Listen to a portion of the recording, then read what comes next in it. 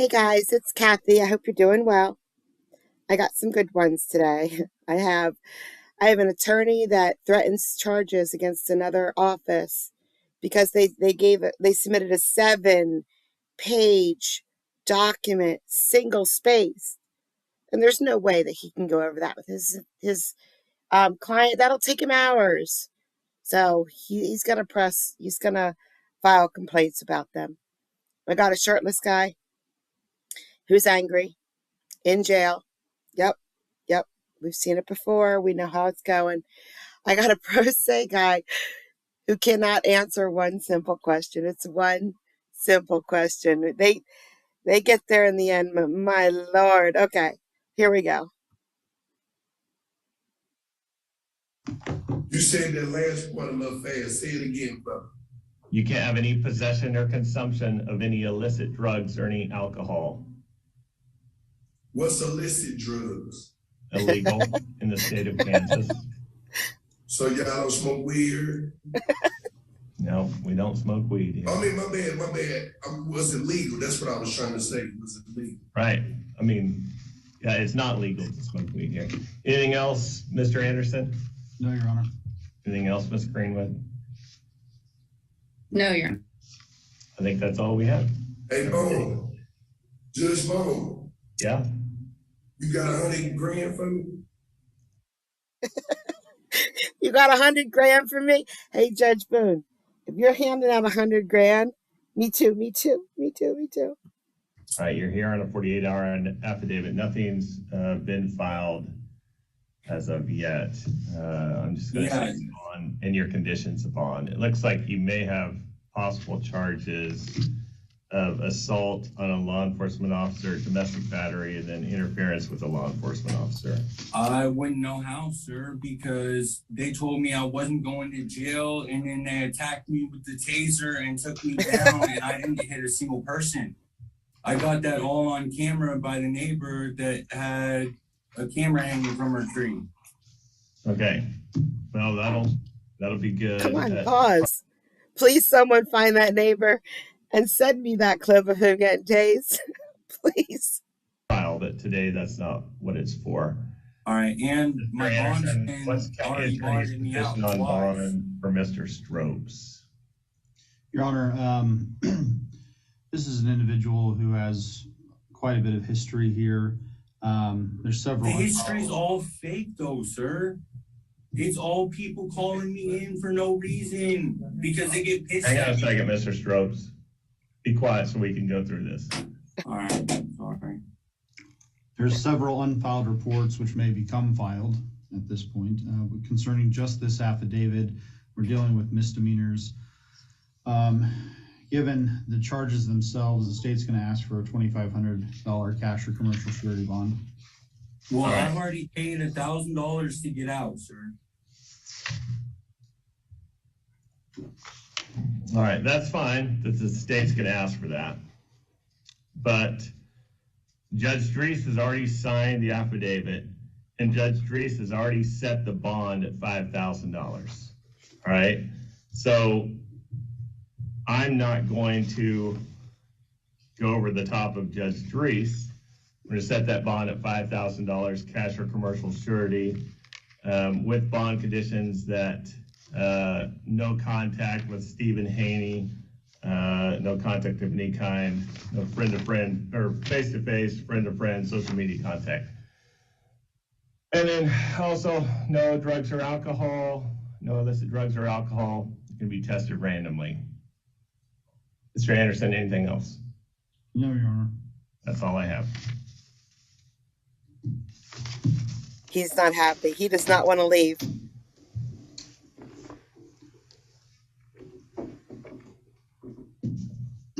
Nope, just kidding.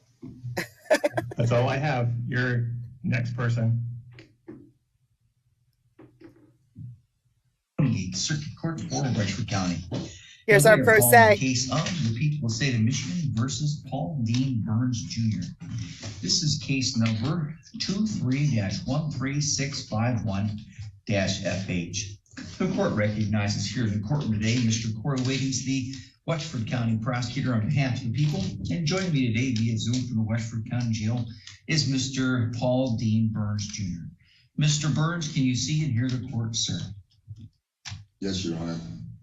All right, folks, we're here today because typically on Fridays, I've got a lot of final pre-trials, and I don't have them today.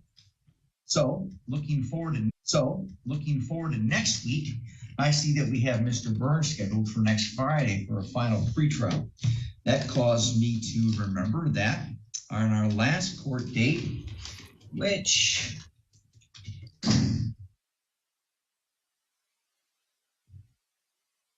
date was that, Madam Clerk? I believe it was September 8th. September 8th, we had a discussion with Mr. Burns. And at one time, initially, Mr. Burns was represented by Mr. Jeffrey Harrison of the Wexford Missaukee Public Defender Program.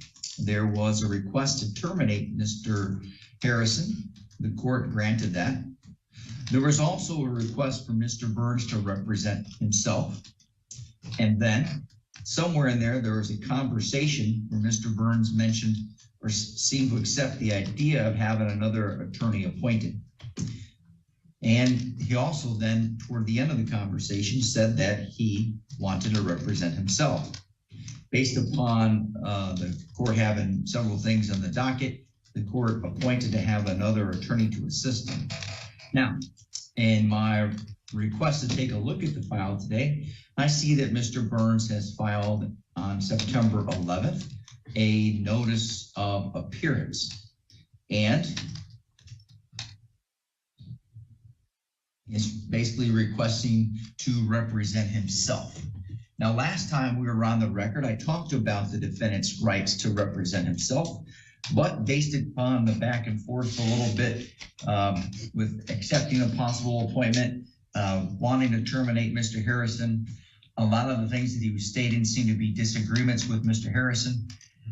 I did not find that the waiver was completely unequivocal. Plus, the court must, as the case law suggests, must make every reasonable presumption against waiver of such a fundamental right, such as the constitutional right to be represented. So, Mr. Burns, I'm just merely covering today for the docket as we get closer to this case being on our final pretrial schedule and then for trial. I needed to cover certain things here to make sure that you and I are on the same page. So, one moment. Pursuant to Michigan Court Rule 6.005 and particular case law, including People of the State of Michigan versus Anderson, People of the State of Michigan versus Denany, D-E-N-N-A-N-Y, and People of the State of Michigan versus Arthur, there are certain rules and, even more importantly, some thresholds the court must cover before the court can accept the waiver of the constitutional right to representation. The first thing the court needs to do is make sure, and now that I've got nothing on our docket today, I've got plenty of time to deal with this, make sure the defendant's well informed of what the charges are. And I don't know, Mr. Burns, if we did all of this last time, because there was quite a bit of colloquy about Mr. Harrison. Number one, count one. You are charged in a felony information with count one of possession of a controlled substance methamphetamine, which is a felony punishable by up to 10 years and or $15,000. Now, there's a request to treat you as a second or subsequent drug offender. That could increase that maximum punishment from 10 years to 20 years and from $15,000 to $30,000. There also would be an increase of the sentencing guidelines. In the alternative, there's a request to treat you as a fourth habitual felony offender, which could increase that maximum punishment from 10 years up to life.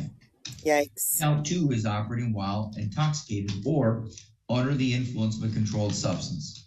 That is a misdemeanor punishable by up to 93 days and or $100 minimum to $500 in fines plus costs and or 360 hours of community service plus rehabilitative programming, vehicle immobilization, cost of prosecution, reimbursement for government emergency responses, and expenses for prosecuting the defendant.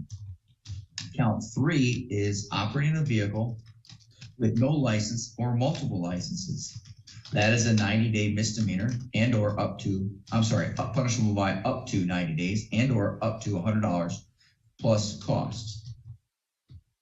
Now, these last two offenses also could result in the Secretary of State taking some sanctions or applying some sanctions such as points and otherwise to your license. That's step one. Step two underneath this court rule is that I must also discuss with the defendant the risks involved with self-representation. There are several risks, but some of those are easy to determine. Number one, hold on. Before I move into that, Mr. Burns, have you received a copy of the felony information? Yes. Do you understand your rights? Do you understand those charges? Yeah, I understand. Yes. And do you understand the maximum punishments? Yeah. Life. I just have, okay. Yes. For me to be able to grant you your waiver, which the law requires me to go, the law requires me to favor somewhat against it, I have to go through these special questions. And you and I did not fully get that opportunity last time. So now I'm doing it today for the record. So therefore I can grant your request to represent yourself. If negotiations continue, any negotiations the prosecutor has would have to be with you. Do you understand? Yes. Now, that doesn't mean you have a right to have a negotiation, for instance, a reduced charge or otherwise, but any negotiations would be with you. The only caution that I have here for you on that is certain things that if you were to make any statement to the prosecutor that could be considered an admission, that possibly could be used against you. Do you understand? Yes, sir. All right, thank you. Next. If you are permitted to represent yourself, hold on.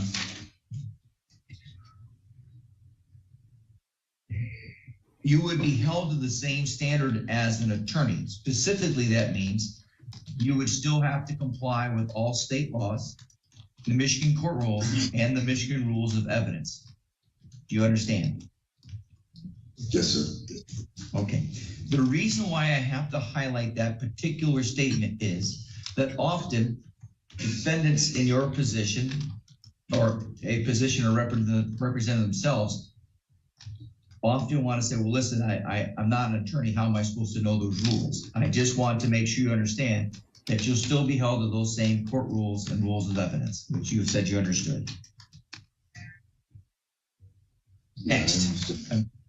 All right, good enough. And again, we're just merely checking off the block more thoroughly today without Mr. Harrison here now that he's been removed from the case.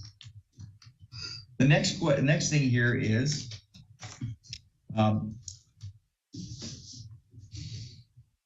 at a trial, you have the right to be tried by a jury, the right to be tried without a jury, if you chose and the court and prosecutor consented, the right to be presumed innocent until proven guilty, the right to have the prosecutor prove beyond a reasonable doubt that you are guilty, the right to have the witnesses against you appear at the trial, and importantly, the right to question and cross-examine those witnesses against you, the right to have the court order any witnesses you may have for your defense to appear at the trial, the right to remain silent during the trial, the right to not have its science used against you, and the right to testify if you chose to testify.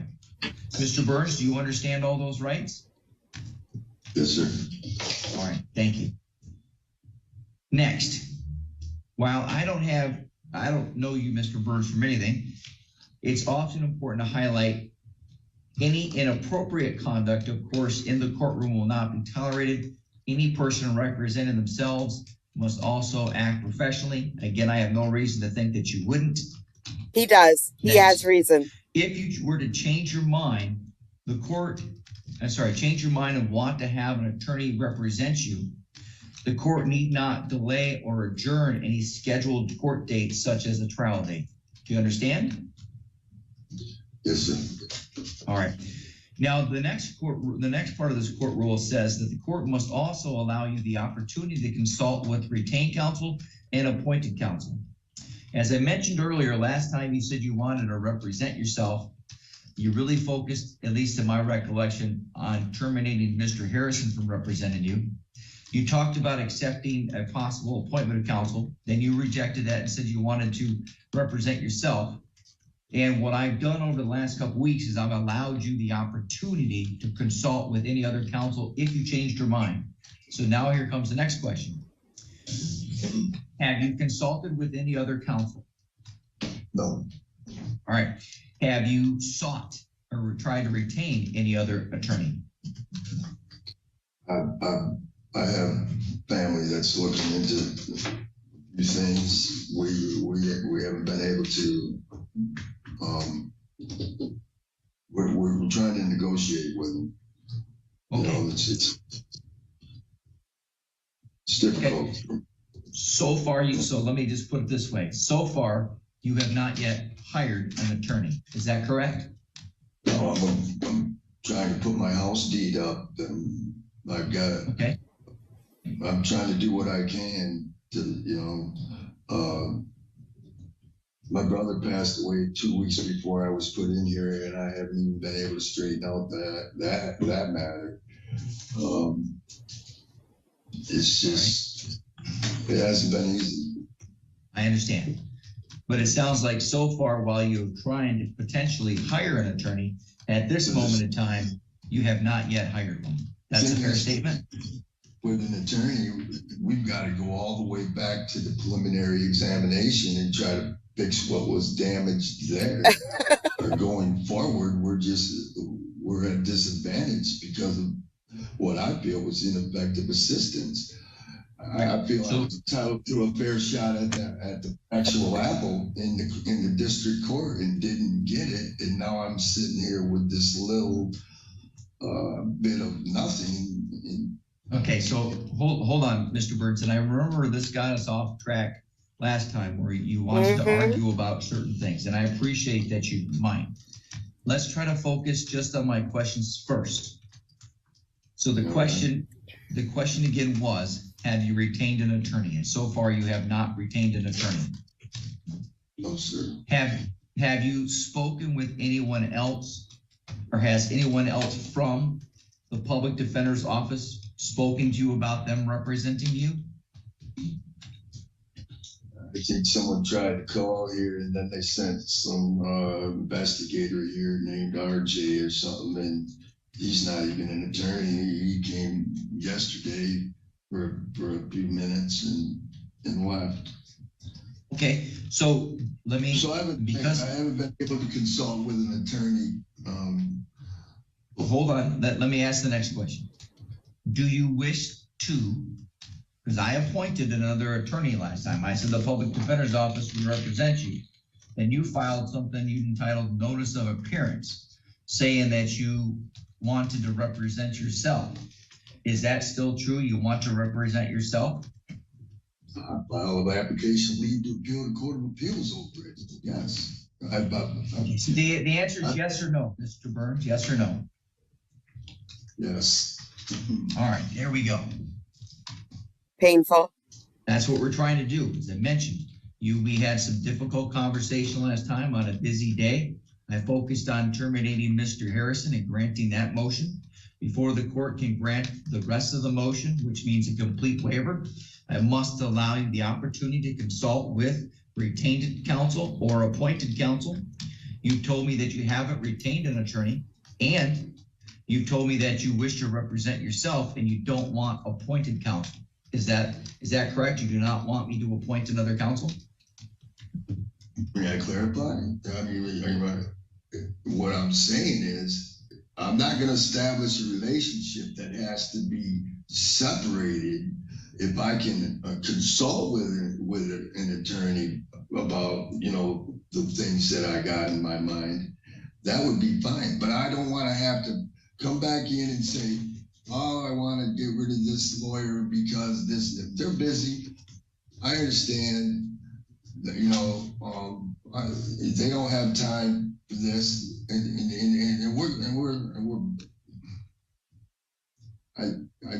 haven't been able to consult with an attorney, and I don't want to establish a relationship that has to be severed by the court. Commitment issues. That I choose to go forward. I haven't been able to consult with an attorney, say, hey, this is what's bothering me. This is, to try to help me kind of marshal the facts, kind of help me make sure that, I'm in the right vein, going in the right direction, on the right trajectory here. I feel that this is pretty much all pretrial motions. This is pretty much a case. Mr. Burns, I'm not, hold on. This is very, very simple. Yes. In the last 3 weeks, I have allowed you the opportunity to either consult with a retained attorney, which you haven't gotten a retained attorney, and I have allowed you the opportunity to have appointed counsel. But you rejected the appointed counsel and filed your own appearance 2 or 3 days after that last court date. So all I want to know is, do you want? Your Honor, I filed 4 or 5 motions that were sent back to me. So since the preliminary hearing, other than the ineffective assistance of counsel, I haven't been able to get on the record at all. Hold on one moment. And when you did appoint counsel, I just heard from him yesterday, and that was a couple of weeks ago. Hold on one moment, Mr. Motions all this time. Hold on, Mr. Burns. Yes, Madam Clerk. The last time we were here on September 8th, I brought the motions up for that hearing. Yes. It was determined that Mr. Burns was going to have appointed counsel. Yes. And you instructed me to return those motions to Mr. Burns to discuss with his new appointed counsel. Okay. Mr. Burns, when you file, or any party files a motion, they file it with the clerk's office. They also contact the court's office and get a hearing date. We do not have a hearing date. File a motion. So I have to go back to the original question. The question was, do you want another attorney appointed to assist you? No. All right, that's it. That's all I needed. That one answer was all I needed. Next.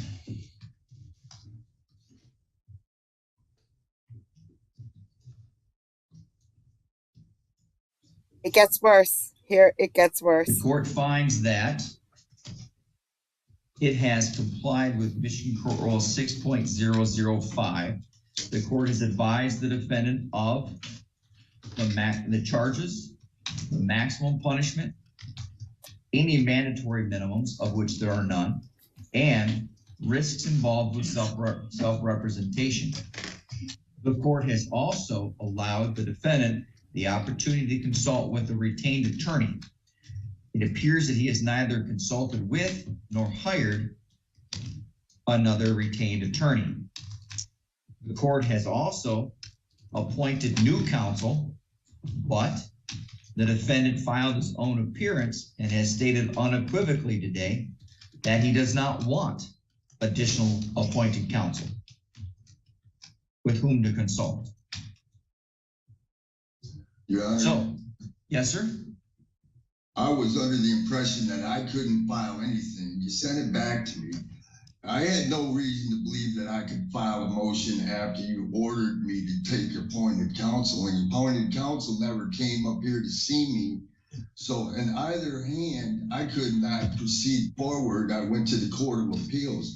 If we're going to get it on the record, let's get it straight. I don't have the impression that I'm free to file motions, and I don't want to file them and have them sent back to me if the clerk's not going to file them. If you don't file them, I asked you what day the motion day was, and I noticed all the motions. I would notice each one 7 days after the day of the nearest motion day. I know how to file a motion, and I know how to notice it.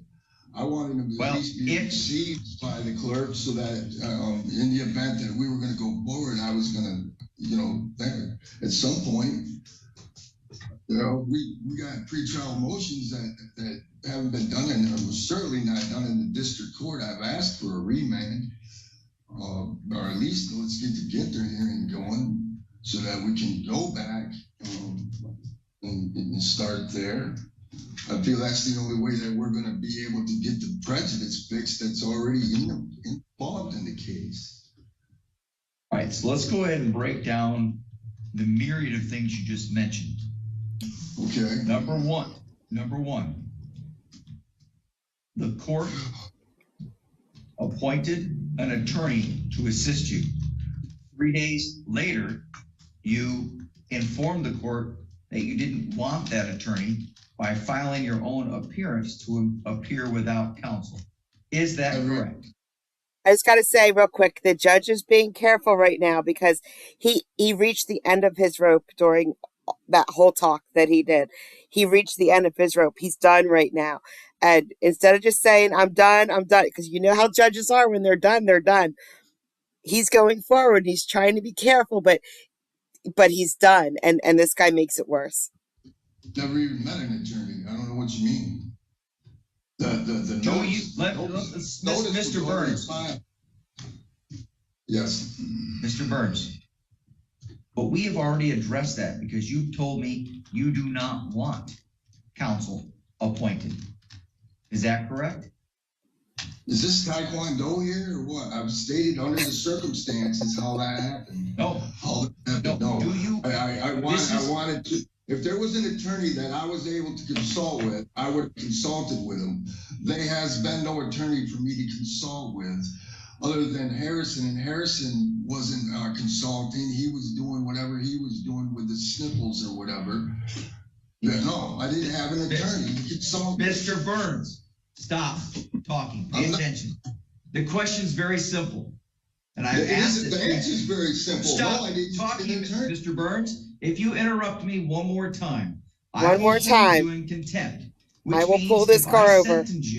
If you were to ever get sentenced on this case, you will not get credit in that sentence for the time you're serving for contempt. Yikes. Do not talk when I'm talking. Now, the question I have for you is, do you want an attorney to assist you? Yes or no? To assist me in what fashion? Represent you in a criminal case in a criminal courtroom here in Wexford County. As a lead counsel. Do you want counsel at all? You've said yes and no back and forth. No, I said if you have an assistant that can assist me in complying with the court rules, then because of what down at the jail here, I don't have all the access to the materials. If that's the case, fine. Okay, that's different than what you've said. So how is it different than what I've said? It is, because you've also told me you're somehow appealing in the appellate court for me appointing an attorney, but now you just told me you want me to appoint an attorney to consult with. Which one is it that you want? Do you want an attorney to do not interrupt me? I hold you in contempt. I'm adding 20 days to your sentence. I've warned you twice. Daddy pulled the car over. That means if you ever get sentenced on this case, you do not get credit for these next 20 days. Done. Now, pay attention very, very clearly. It's a very, very simple question. Do you want an attorney to assist you or to consult with? Yes or no? Stand on the record. But the record's unclear. It's an unequivocal statement, which means I can't let you represent yourself if you make an equivocal statement. I need you to answer the question. Do you want an attorney appointed to consult with or work with in some degree? You are directed to answer.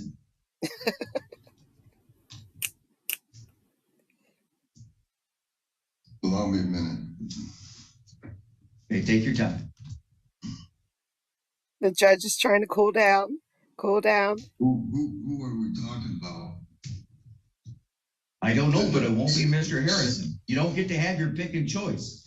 I will appoint some. Not picking. I don't know. I don't know who it will be.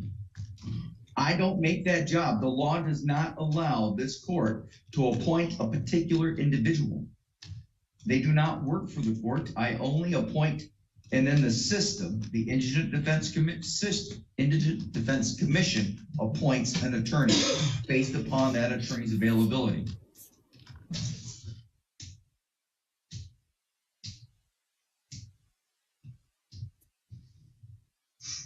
So if you say yes, you want an attorney appointed to assist you or to consult with, then I will sign a piece of paper that once again says they are to appoint an attorney.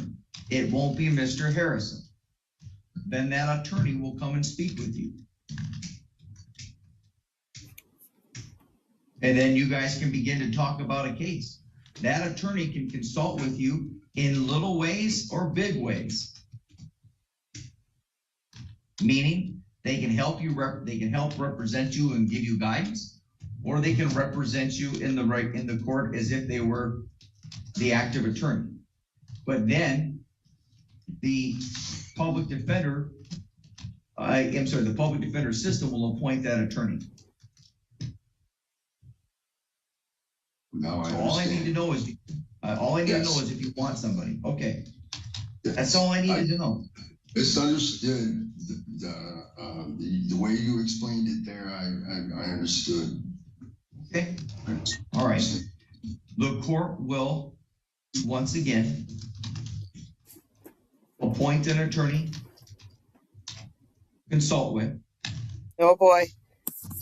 and then we will have our final pretrial conference next Friday. Either you or that attorney can file motions. The court will still entertain them, even if we are past the due date. I think the law would require me to extend those deadlines because there would be good cause. The good cause is based upon the defendant's trying to represent himself, some confusion with instructions from the court. And we will be back here next Friday. I will now take the next step to get counsel appointed to assist you. That's all we needed to know. Now that attorney could come to me and tell me, hey, Judge, he doesn't want us. And then we will take care of that when that happens. I just need to let you know, the court does not have a long list of attorneys to give you. All I do is refer my appointment. All I do is make a referral, and then they assign an attorney to you. Okay? Can I have one question? Yes, sir. Of course. Then if I've sent Mr. Wiggins the names of witnesses that I wanted subpoenaed, is he going to give me discovery, put these witnesses on the list? Because there's certain that haven't been added to the list. Okay. Here's the next question. Here's an answer to that question.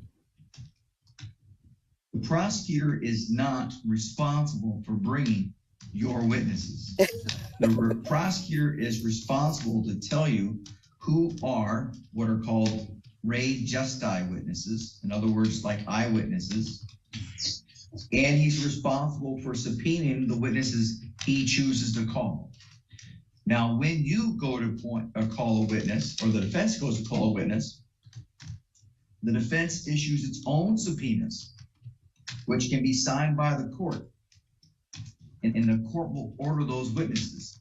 So, in every case, each side, meaning the prosecutor and the defense, submit their own witness lists to the court clerk, who will then provide me those copies. No one outside of the defense is required to get defense witnesses. That is entirely done by the defense team. If they're having a problem getting those witnesses, then they can ask the court to order a subpoena to compel them to appear. So by sending Mr. Wiggins a list of witnesses, all you're doing is telling him who you intend to call. Yep. He doesn't have any obligation to him. Based on what you just told me, it is Mr. Wiggins that has to call him because the EMTs were there with the police, and if the police arrest Gastay and the witnesses, then the EMTs are the paramedics that were on scene, certainly because the police interviewed them, and they didn't state the interviews in the police report or the contents of the interviews, and I think that that's going to be crucial. And those are Ross-Gastay. If the police are Ross-Gastay, they're all on scene. Maybe I misstated it, or maybe it was miscommunicated. The prosecutor must list out for you 2 lists. 1, list the Ray Just eyewitnesses. 2, list the witnesses he intends to call.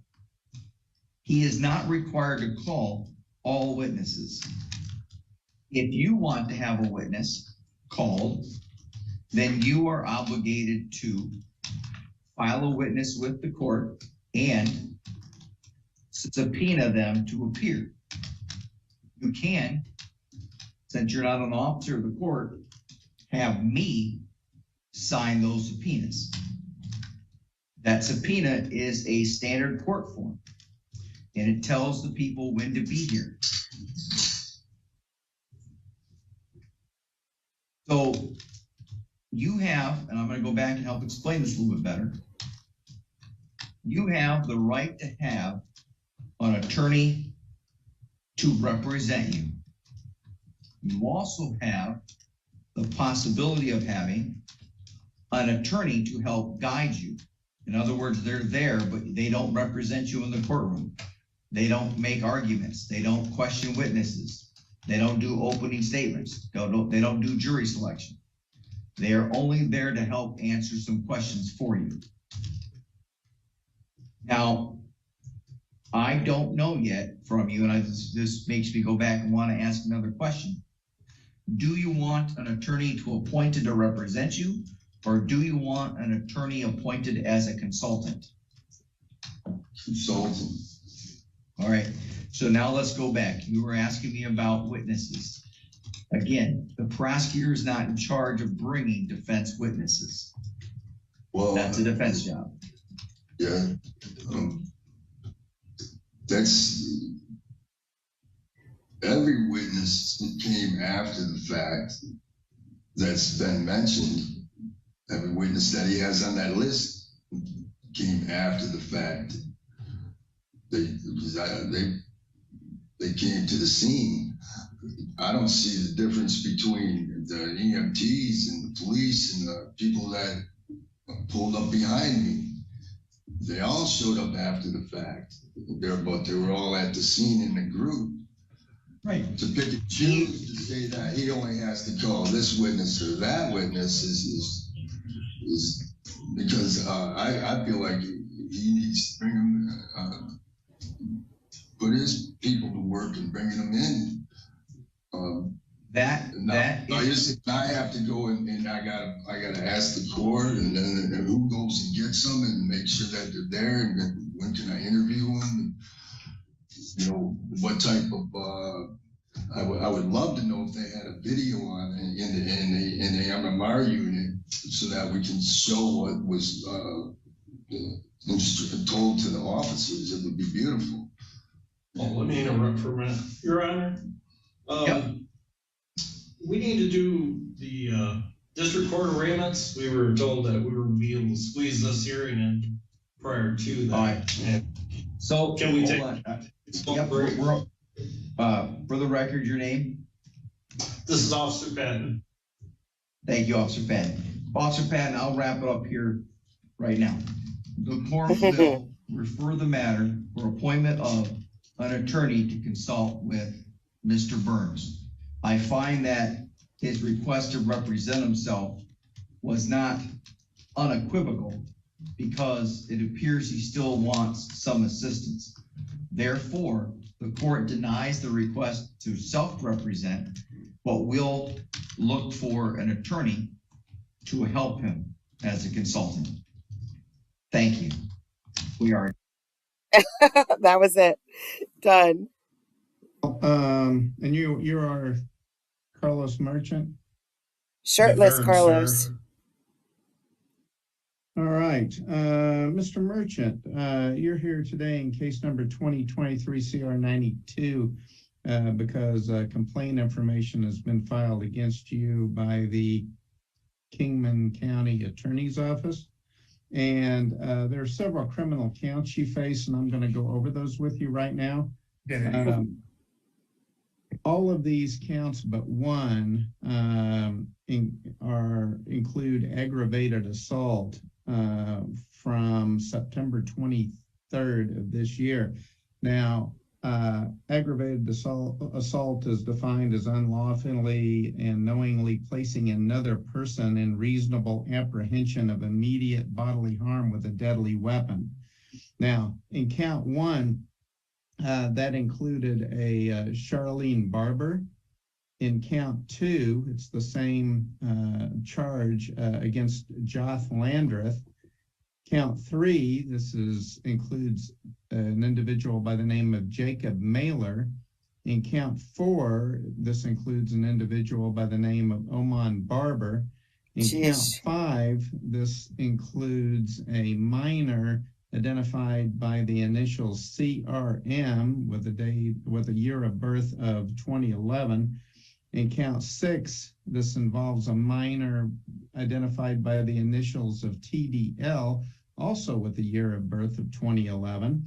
In count seven, this involves a minor identified by the initials of ED with a year of birth of 2012. Count eight involves a minor identified by the initials KE with a year of birth of 2008. Count nine involves a crystal suite, and these all occurred allegedly with a deadly weapon of a machete. Now, these are all level 7 felonies, and they're each punishable by up to 34 months in the state penitentiary and a fine of up to $100,000. You're also charged in count 10 with disorderly conduct, and that is a Class C misdemeanor, and it's punishable by up to 30 days in the county jail and a fine of up to $500. That's also from a report on September 23rd of this year, claiming that you unlawfully and knowingly alarmed, angered, or disturbed others to provoke an assault or other breach of peace by using fighting words or engaging in noisy conduct tending to arouse alarm, anger, or resentment in others. Now, do you understand what you've been charged with and the possible penalties? No, sir, not why I have. I don't understand why I have been, because I'm okay. Hold on now. But and part of my job is to help protect your rights as well. And this is a public hearing, and I want to warn you against discussing the facts of the case, because you could say something that would incriminate you or even bring further charges. Now, I'm not asking you if you did this or not. I'm just asking you if you understand the charges. Now, I can go over these with you again if you don't understand them. I don't understand why I'm being charged with them. Okay. Now, but you understand the aggravated assault charges and the disorderly conduct. Yeah. Do you understand those charges that you I understand the meaning of those charges. Okay. Thank you. And you are here today because you have been charged with all those counts by the state of Kansas, which is represented by the Kingman County Attorney's Office. Now, the Kingman County Attorney, they decide, and it's their decision whether to bring criminal charges based on various reports and evidence that they may have. And so to answer your question, these charges have been filed. Now, what I can tell you is that these are only allegations. You have the right to have a trial on this matter where the state has to prove each and every one of these counts beyond a reasonable doubt. You also have the right to have legal counsel, and if you can't afford an attorney, one will be appointed to represent you. Now, do you understand those rights? Yes, Does he have a right to a shirt? Okay. Now, So what we're here today to figure out is how you'd like to proceed, especially as it relates to legal counsel. I would like to just handle all of it today and get it over with. Okay, well, that's not possible because we need a prosecutor here and they need to figure out how they want to proceed. Now, do you want legal counsel or are you waiving your right to legal counsel? Say no, say no, say no. I can plead guilty to. Okay, well, hold on just a second. Before you do that, I mean, you understand that you could be sentenced to 34 months in prison on each of those 9 counts. You could also be sentenced to serve them consecutively. So 34 months is almost 3 years times 9. You're looking at almost 27 years in prison. And I've tried to explain that to you. So now, as I've told you, if you discuss the facts of this case, the state could use anything you say against you. But if you anything you discuss with your attorney would be privileged information and wouldn't be used against you. And it's up to the state of Kansas whether to even accept a guilty plea or not, or what they accept a guilty plea to. Now, so first of all, do you want legal counsel? I tried to get these guys to let me talk to my lawyer already, and they wouldn't let me. Okay, so you have you hired an attorney? No, but they wouldn't even let me talk to him if I did. Okay, and so do you want me to give you an opportunity to hire an attorney, or do you need the court to appoint you one? Because right now you don't have an attorney appointed on this case. If I get an attorney, can I also take a shower? Because they haven't let me have one of those yet either. And I've been in here since that date that you talked about. Well, that is, the policies of the jail. I don't have anything to do with, but I can. I can tell them that they have to let you hire an attorney if you want to hire one. Yeah, I would like to do that. Also, yeah. Okay. So, and do you have someone to call that you can hire? I figured that, the state of Kansas, since they're the ones that's, charging me with this stuff, they would also provide me with an attorney that would, you know what I mean? Well, actually, the court, and I've explained to you, if you like the court to appoint you an attorney, if you qualify, I could do that today. And that's the state of Kansas. The court is representing Kansas, right? No, the state of Kansas is represented by the Kingman County Attorney's Office. I work for the state of Kansas, but I'm in the judicial branch and not the executive branch. Okay, so that's the difference. So, but the court can appoint you. Let me ask you this: are you currently employed? Yes, sir. I take care of a cancer patient right now that's dying, and you guys are keeping me away from. Okay. So how much do you make per month? Well, at this point, I've only made $320 off this because I just started like last month. Okay. When he found out he was dying from cancer. Okay, well, I'm going to find that based on your income that you do qualify for a court-appointed attorney. But I don't know if he'll be dead by next week, or I don't know if I'll have that money, sir. Okay, well, and I have to be out. Based on your income, I'm going to find that you qualify for a court-appointed attorney.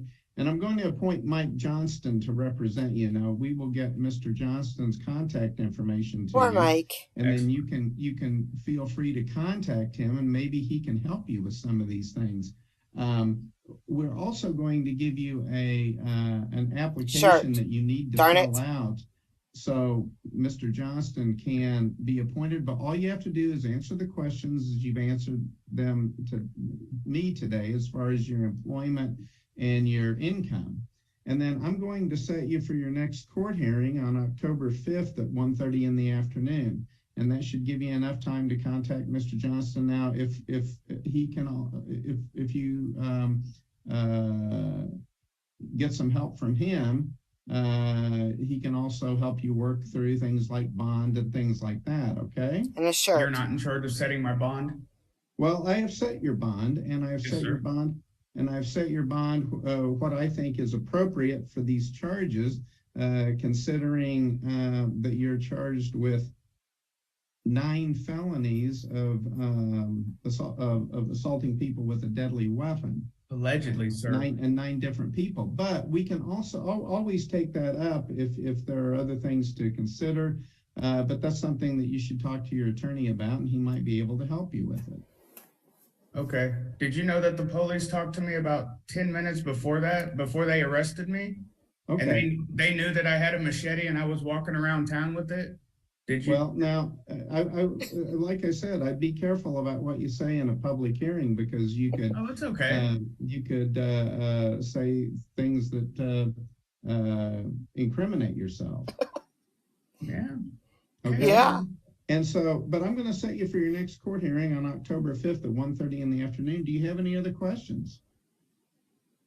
Or confessions. Have a good day, sir.